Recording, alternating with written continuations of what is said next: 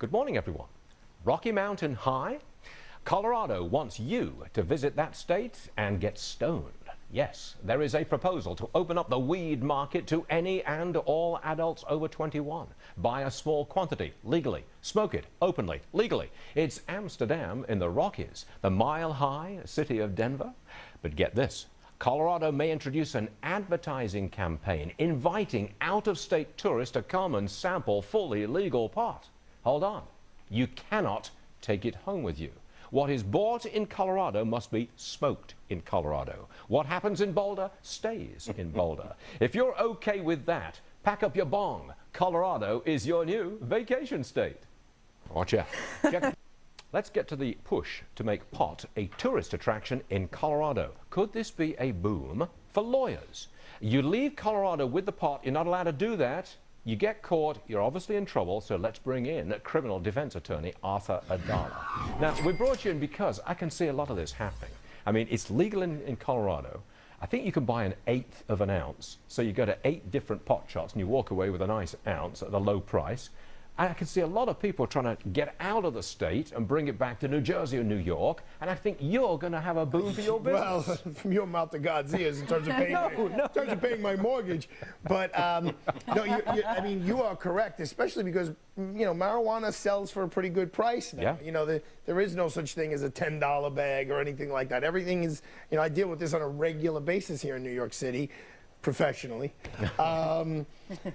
I will tell you, based on Amsterdam, the issue that they have in Amsterdam is people sending it, putting it in packages and sending it out of in that case, the country.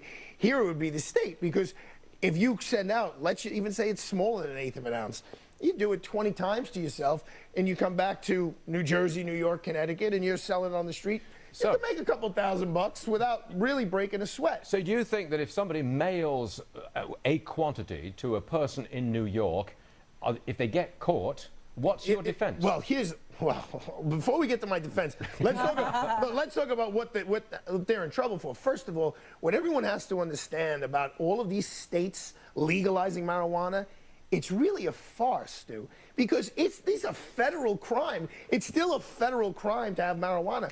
Well, President Obama could pick up the phone right now, call the head of the FBI and say, no, none of this marijuana stuff is legal. Lock everyone up. They have shut down some places in California, even the medical marijuana stuff. We know this. Well, we're all living this like criminal law farce to some degree. Let's get to the nitty-gritty, shall we? The nitty-gritty is... Wait. I'm going to ask the questions. Oh, yes, sir. Okay. So somebody mails a little marijuana to somebody in New York City. They are caught. They are presumably, therefore, guilty of a federal crime. You got it. What's your defense? Come on, what is your defense? They're going to have to... It's not a legal defense, but it's a practical defense. I didn't know. Oh, I bought it in Colorado. It's just like if I bought a pair of skis in Colorado. It's a skiing place. Why can't I bring it there? If it's legal in Colorado, if I could smoke it in Colorado, I could possess it in Colorado, why can't I just take this small quantity back to New York? Because there will be big signs up at the airport and the post offices. Well, that's okay. You can't take it with you. You read ahead in all of the literature. Yes, that's what's happening is they form a task force. What's your defense then?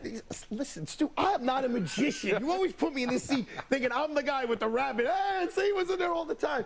Sometimes you just go to the prosecutor and say, look, it's a 22-year-old kid. They've never been in trouble before. Please don't ruin their future. They'll do community service. They'll pay a fine. Don't give them a crime that'll prevent them from being a doctor, a lawyer, an accountant, or something like that. Sometimes you just fall on the sword. Other times you see if there's a little backdoor way to get out of things.